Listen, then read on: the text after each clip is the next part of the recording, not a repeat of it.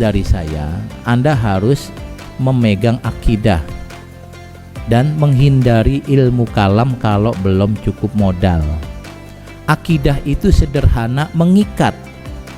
Ilmu kalam itu ribet dan cenderung tercerai-berai. Saya kasih contoh. Akidah itu sederhana. Misalnya, Tuhan siapa? Allah. Semua sekte dalam Islam bilang Allah ya. Oke. Tuhan ada berapa? Satu. Semua sekte dalam Islam bilang Tuhan satu. Ilmu kalam nanti yang bedain. Tuhan itu sifatnya apa? Tuhan mendengar dengan zat atau dengan sifat? Ayo, kalau saya tanya ini Anda bingung nih. Karena yang bilang Tuhan mendengar dengan zat, nanti ada yang bilang itu bisa kufur. Yang bilang Tuhan mendengar dengan sifat, ada yang bilang itu bisa kufur. Yang selamat malah yang diem, gak usah mikirin Tuhan.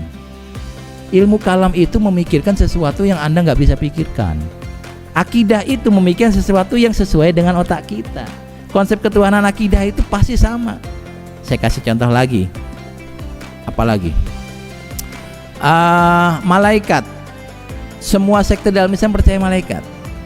Tinggal nama malaikat, tugas malaikat, jenisnya. Malaikat Jibril setelah nggak turun wahyu ngapain sih? Nah itu tuh bukan akidah itu. Anda nggak disuruh mikirin itu. Cukup percaya bahwa Tuhan punya malaikat. Sama dengan Al-Quran. Percaya ini Al-Quran adalah wahyu dari Allah. Tapi nanti dipikirin Quran ini makhluk atau khodim. Nah dipikirin itu ilmu kalam. Kalau saya selalu bilang, kalau nggak punya modal ilmu yang cukup, jangan mendiskusikan ilmu kalam. Berhentilah pada akidah yang menyatukan.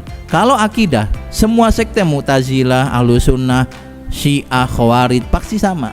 Tanya, Tuhannya siapa? Allah. Salat madhep mana? Madhep kiblat. Apalagi? Nabinya siapa? Muhammad. Percaya jin nggak? Percaya. Percaya malaikat? Percaya. Percaya surga? Percaya.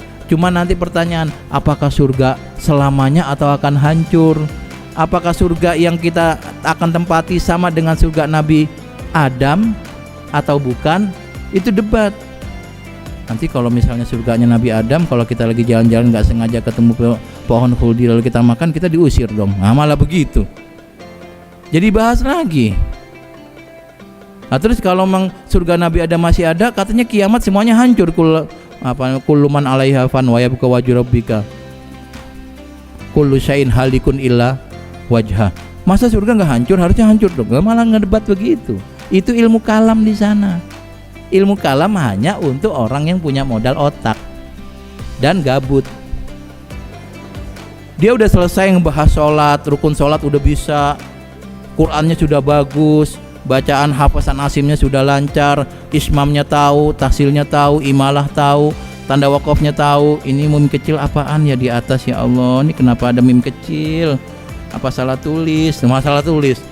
Lawang belum bisa begini, kenal ilmu kalam ya.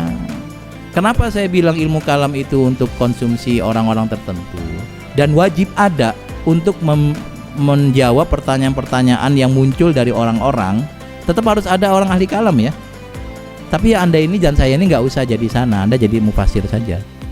Tetap harus ada karena nanti ada orang yang nanya, dia bisa menjawab dengan bahasa filsafat gitu kira-kira.